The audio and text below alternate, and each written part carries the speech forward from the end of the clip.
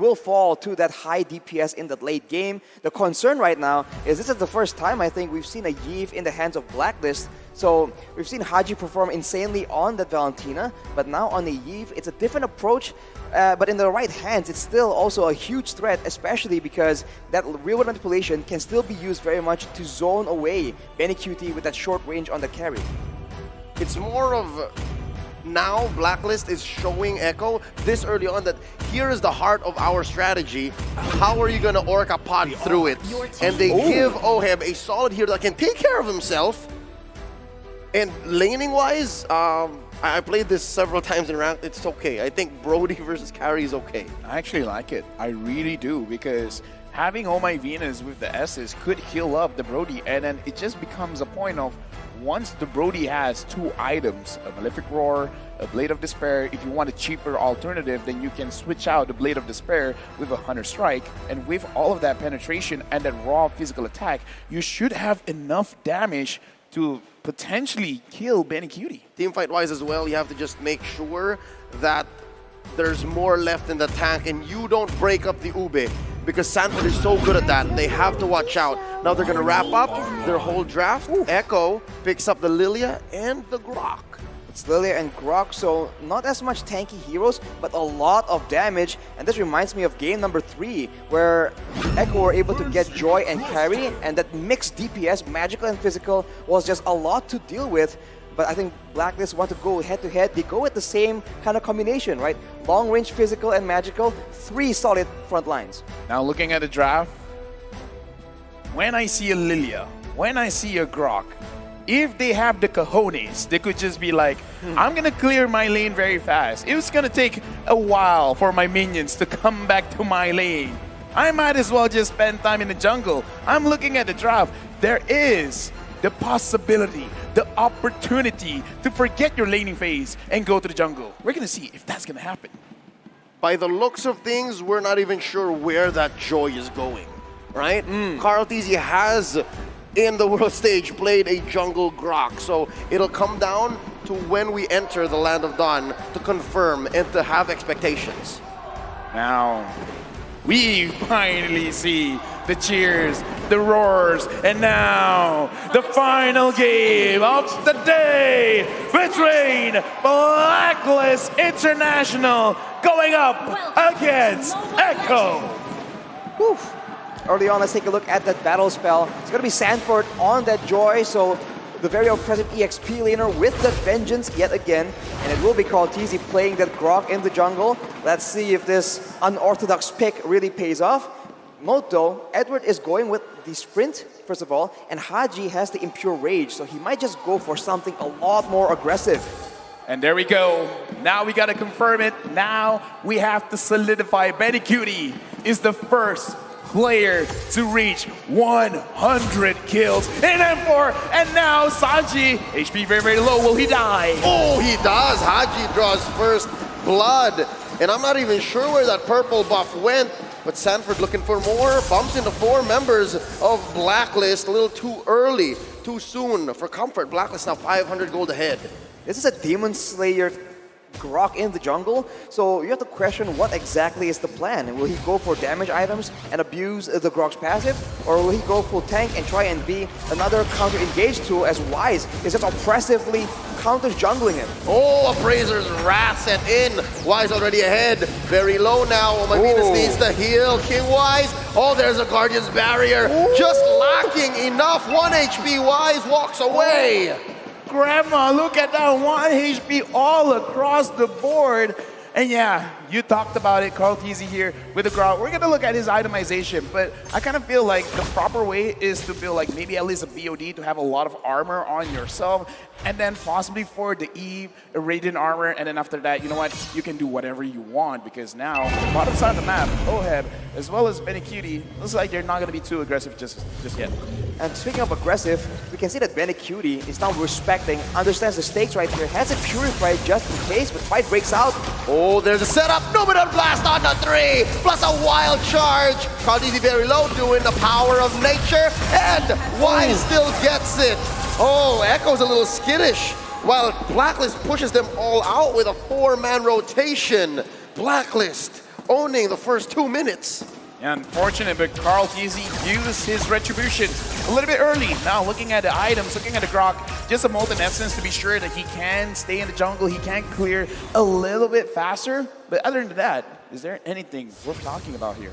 I guess for both mid laners, they want to spam spells out, so they're building towards the Enchanted Talisman, which will, which will be a big factor here, because later on, there's going to be a lot of long-distance fights, but you can see that Haji actually has a lot more gold compared to Sanji because of that roam early on that did not pay off, so that's a bit unfortunate.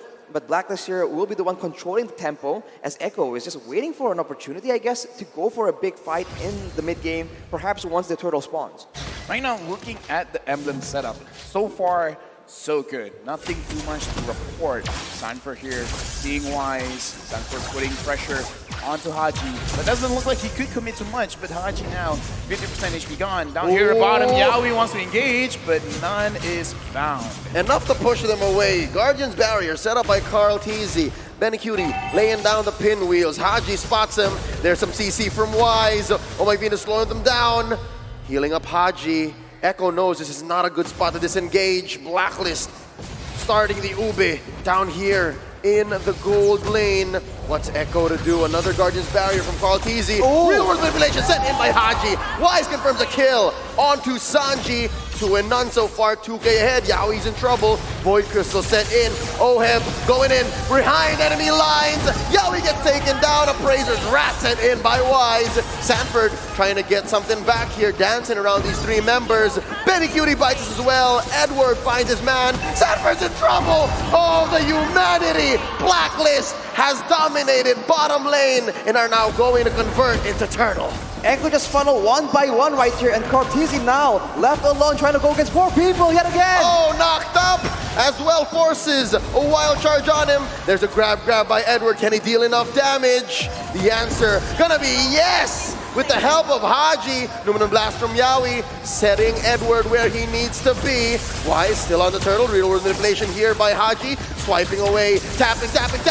Get this man down goes Sanji. Sanford does shut down Haji though. Too late for that turtle shield, and Oh My Venus could not heal Haji. The KDA machine suffers its first death. Excuse me, Kada Machine. Right now, Oh My Venus 0-0-7, 100% kill participation. And it's very easy to do that when you're all clumped up together. 5 man, walk down, make sure we're gonna stay here and we're not gonna go home empty-handed. Looking at the items now, Oheb already having that Blade of Despair. That's a lot of damage. It's big damn, like Nice likes to say. But Haji has rushed the Ice Queen's wand because he has a bit more mana regeneration from the Impure Wrath emblem. So this is why he went for it. It's a more aggressive choice that allows you to have a lot more crowd control, a lot more damage early on in the game. And you can see that it's paying off. And now Wise is just pushing the advantage again. 3.5k ahead in 5 minutes, that's not easy to achieve, and he's got 4 members on top of him, plus a Numinum Blast, cancelled by Yaoi, Appraiser's Wrath, they oblige, flickering on forward, Oheb finds one, but Yaoi puts up the bulwark at the right time, Oheb in trouble, Oh My Venus heals him up, Carl TZ looking for one, Sanji finishes the job, the ult from the Estes, Oh My Venus, not enough to keep the Filipino sniper alive, can they punish Carl TZ, put the Guardian's barrier, Sanji dropping the shadow energies, Carl TZ's gonna fall, Wise takes him down. Edward dancing around Sanford.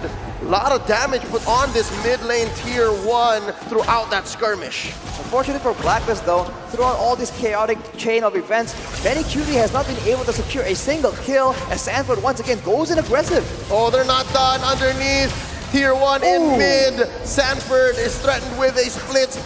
Can Edward get him? Agent Zero wants his man. Sanford a little too fast. Oh, almost triggers the grab there before it timed out. Okay, right now they're being a little bit too aggressive. They're not letting any talking points from any of us. 3.1k gold lead by Blacklist. And I can definitely see right now, looking at how they're moving around, there's a lot of macro plays like, okay, you go here, I go there. We need to secure the turtle. Oh, and we also got to fight. Everyone, make sure you know what you're going to do. But with that being said, Echo, right now it looks like they're being a little bit overwhelmed. Cartesi 0-2-0. Sanji 1-3-1. Blacklist, they're not waiting, they still want to push. Oh, Sanford, you want to dance? Let's dance. Carl TZ push in the... What? That's not going to happen. Not like this, says Haji. That was a close call. I think even Echo wasn't ready for that fight. But wait, look! They were looking for a clapback from behind! Benny Cutie shuts down King Wise on my Venus as well, stunned by the Numenon Blast. And here's the punish. Pops the ult, gets the heal, but Benny Cutie still gets the kill. Carl Easy survives with 1 HP. OM gets a trade. 1 for 2. A little bit of breathing room for Echo, but it's not done. Sanford pops the Vengeance. A little too much damage there. Edward gets the kill. Yawi needs to run here. He can't stay for too long. It's so chaotic, and sometimes the late game marksman can really value from this kind of exchange. But Benny Cutie, we saw that his golden staff was completed at about 7 minutes, so it's quite a bit late, and I think he's not as strong as we would expect him to be. But look at Ohab, so low. That was so close, but right now Edward moving forward, putting a little bit of pressure onto Sanji. And now Echo, especially how Sanford is playing the Joy, I think they can still fight this one, which, side note, whoever named this hero Joy, I don't know, I kind of feel like it's Sly, because this is more like a frustration than joy. Exactly, it's kind of like, it's kind of sarcasm, irony, whatever you want to call it. It's just not a joyful experience going up against this Joy. It's an irony. It's an irony. Look at Haji though, that is pain, man. 2 of the ones completed. He has slow and he has that extra bit of DPS coming in, and any kind of tanky member, Cartesi as well as Yawi, will be suffering from that poke damage. Oh, look at the setup by Yawi. Comes in, Flicker with the Numenon Blast, and Benny Cutie shredding Wise. He's gonna get out of here. Oh my Venus able to get in the heal. Haji goes down. Sanford, mission accomplished. That's 1 man down from Blacklist International, making this Lord a trivial pursuit for Blacklist. I'm not sure if they want this. They're still going. Oh my Venus healing up Wise. Blacklist not backing down. That's a Joyford, because right now Sanford with this Joyford is really putting too much pressure onto Blacklist, because they want to stick together, but the more they stick together, the more they're absorbing a little bit too much damage. Now Carl Teasy is giving a lot of information. No one knows that Yawi is there. Blacklist right now, they're gonna get engaged. They stun Ohab, and they're gonna knock him up with a wild charge. Benny Cutie gets the kill. Oh my Venus tried. They really did. And now Haji's gonna keep Sanford down. Pops the Vengeance. Another man advantage for Echo. But what do they make of it?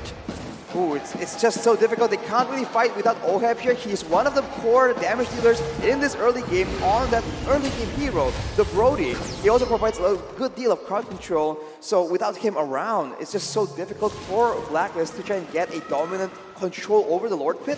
And Echo, they realize this chance and they're trying to look for another pick. Conceal. They get the stun onto Edward. They collapse on him, forcing a split. Guardian's Barrier put up by Carl Teasy. This whole time Wise started the Lord with the pull. It gets reset. Yeah, right now, look at Sanford. Look at Betty Cutie. This is the one's gonna make the play happen. Edward dashing forward. Carl Teasy getting damage on Ohab, fighting. Torn apart memory, popping Carl Teasy, and that gives Blacklist a clear go signal. Yawi with the Numenon Blast, only stunning Agent Zero. Oh my Venus with the ult, healing them up. Haji putting up a barrier. You are not going through the real world manipulation. We will take Lord. All this while, OM pushed mid.